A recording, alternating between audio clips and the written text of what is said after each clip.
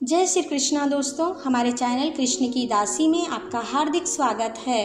दोस्तों, आज हम आपको इस वीडियो में यह बताएंगे कि होली पर आप क्या करें और क्या कार्य ना करें। होली पर क्या करना शुभ रहेगा। होली का त्यौहार होलाष्टक से शुरू हो जाता है। दोस्तों, होली का त्यौहार एकजुट रहने, समानता और प्रेम पूर्वक रहने की प्रेरणा देता है। होली के दिन दुश्मन भी दुश्मनी को भूलकर मिल जाते हैं। दोस्तों, इस त्यौहार के धार्मिक व पौराणिक महत्व भी है।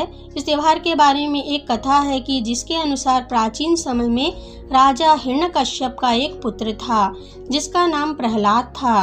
प्रहलाद जी भगवान विष्णु के परम भक्त थे। हिरण्यकश्यप राजा ने अपने को भगवान घोषित कर दिया था। राज्य के सभी लोग उन्हें भगवान की तरह पूजते थे। हिरण्यकश्यप को भगवान बिल्कुल भी पसंद नहीं थे और पुत्र प्रहलाद प्रभु भक्ति में लीन रहता था। प्रहलाद की भगवान की भक्ति को भंग करने के लिए राजा हिरण्यकश्यप ने तरह तरह के प्रयास किए, परंतु हर बार असफल हो जाते थे। इसके पश्चात राजा अपने बहन होलिका के साथ मिलकर पुत्र प्रहलाद को पूर्णिमा के दिन अग्नि में जलाने का प्रयास किया, लेकिन हिरण्यकश्यप की बहन होलिका तो जल गई। भगवान विष्णु भक्त प्रहलाद बच गए। इसलिए फागुन मास की पूर्णिमा के दिन होलिका दहन किया जाता है। होली के दिन 8 दिन पहले से ही प्रहलाद को बंदी बनाकर प्रताड़ित किया जाने लगा था। इसलिए 8 दिनों पहले से इस दिन को होलाष्टक कहा जाने लगा। फागुन मास की अष्टमी से होलाष्टक शुरू हो जाता है। इस समय सभी तरह के शुभ कार्य वर्जित होते हैं। इस समय गृह प्रवेश, शादी विवाह, सगाई, मुंडन, जमीन खरीदना, ये सब कार्य इस समय नहीं करना चाहिए। ये सभी कार्य करने से व्यक्ति को अशुभ फलों की प्राप्ति होती है। व्यक्ति के कार्य सफल नहीं होते, व्यक्ति परेशानियों में घिर जाते हैं। दोस्तों, इन दिनों आपको कुछ काम करने चाहिए और कुछ काम भूलकर भी नहीं करने चाहिए। दोस्तों, इन 8 दिनों में आप सुबह जल्दी उठें, स्नान करने के बाद सूर्य देव को रोज जल अर्पित करें। इन दिनों देर तक सोना नहीं चाहिए। घर की साफ सफाई करके इन दिनों में आप रोज भगवान विष्णु की पूजा करें। इससे भगवान विष्णु की कृपा प्राप्त होगी। जिस दिन होलिका दहन होगा उस दिन आप काले रंग के वस्त्र कभी ना पहनें। रात के समय होलिका दहन के समय काले रंग के वस्त्र पहनना अशुभ होता है। इस समय नकारात्मक शक्तियाँ चरम सीमा पर होती हैं और आप पर प्रभाव डाल सकती हैं। इसलिए इस समय आप अपना विशेष ध्यान रखें। दोस्तों, होलिका दहन के समय आप अपने सिर को ढककर अवश्य रखें। यदि आप पुरुष हैं तो आपको इस दिन टोपी अवश्य लगानी चाहिए। यदि आप महिला हैं तो आपको अपनी साड़ी का पल्लो सिर पर रखना चाहिए, क्योंकि होली के दिन बुरी शक्तियां सिर से ही शरीर में प्रवेश करती हैं। दोस्तों, यदि आपको पुत्र रत्न की प्राप्ति हो चुकी है तो आपको होली के दिन ना तो होली गाड़नी चाहिए और ना ही होली जलानी चाहिए। यदि आप ऐसा करते हैं तो आपके पुत्र को परेशानी हो सकती है। दोस्तों, सूर्यास्त के बाद होली ना तो खेलनी चाहिए और ना ही किसी के ऊपर रंग डालना चाहिए। ऐसा करना अशुभ माना जाता है। दोस्तों, होली के दिन सूर्य के डूबने के बाद होली मिलने के लिए बिल्कुल भी नहीं जाना चाहिए। शास्त्रों के अनुसार ऐसा करना अशुभ माना जाता है। ऐसा करने से दोनों ही व्यक्ति के ऊपर भारी संकट के आने की संभावना होती है। किसी भी नवविवाहिता लड़की को होली जलते हुए नहीं देखना चाहिए और इसके साथ ही सास और बहू को भी एक साथ होलिका दहन नहीं देखना चाहिए।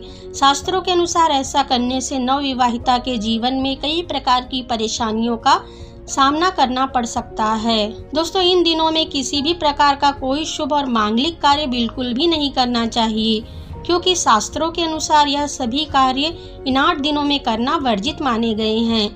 होली के दिन किसी भी शमशान भूमि या फिर सुनसान जगह पर बिल्कुल भी नहीं जाएं, क्योंकि होली के दिन तंत्र मंत्र क्रियाएं अधिक होती हैं, जिसका असर आप पर भी हो सकता है।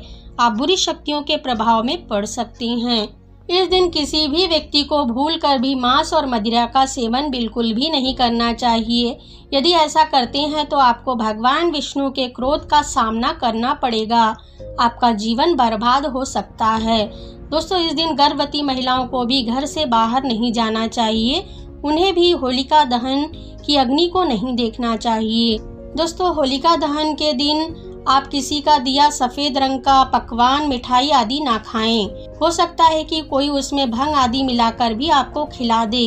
दोस्तों, दूसरों के घर की बनी सफ़ेद रंग की चीज़ें इस दिन ना खाएं। यदि सभी लोग खा रहे हैं तभी आप ये चीज़ें खाएं। इस दिन लोग वशीकरण आदि करते हैं, इसलिए आप इस दिन इन चीज़ों का ध्यान रखें। दोस्तों, इस दिन रात्रि को घर के आंगन में या बालकनी में भी कपड़े ना सुखाएं, क्योंकि कपड़ों से भी नकारात्मक ऊर्जा व्यक्ति के शरीर में प्रवेश करती है। इसलिए इस रात्रि में कपड़े भी बाहर ना सुखाएं। दोस्तों, हो सके तो होलाष्टक के 8 दिनों में पैसों का लेन देन भी ना करें, ना किसी को पैसे दें और ना किसी से लें। दोस्तों, इन दिनों में बच्चों का, बड़ों का सम्मान करें, सभी के प्रति प्रेम पूर्वक भाव रखें, लड़ाई झगड़ा ना करें। दोस्तों, होलिका जलने के बाद होली की राख को घर में जरूर लाएं, यह बहुत ही शुभ रहता है। इससे घर से नकारात्मक ऊर्जा घर से दूर हो जाती है। होलिका की राख को अपने माथे पर लगाएं, चंदन लगाएं, पुरुष इसका चंदन लगाएं, तिलक करें और महिलाएं इसे कंठ पर लगाएं। इससे उन्हें कार्यों में सिद्धि मिलती है। वे जो भी कार्य करने के लिए जाते हैं वह पूर्ण होता है। होली की राख के उपाय हमने अपने पिछले वीडियो में बताया है, नीचे डिस्क्रिप्शन में लिंक दिया है, लिंक पर क्लिक करके आप वीडियो देख सकते हैं। दोस्तों, होली पर आप मिलजुल कर रंग खेलें, सेहत का ध्यान रखते हुए होली खेलें। दोस्तों, कोरोना का समय चल रहा है, इसलिए सोशल डिस्टेंस के साथ होली खेलें। दोस्तों, इन सभी बातों का ध्यान रखते हुए आप सभी होली खेलें। आप सभी को हमारी तरफ से हैप्पी होली। दोस्तों, आपको हमारा वीडियो कैसा लगा हमें कमेंट में लिखकर बताएं। वीडियो अच्छा लगा हो तो इसे लाइक और शेयर करें। हमसे जुड़े रहने के लिए हमारे चैनल को सब्सक्राइब करके रखें। वीडियो देखने के लिए आप सभी का धन्यवाद।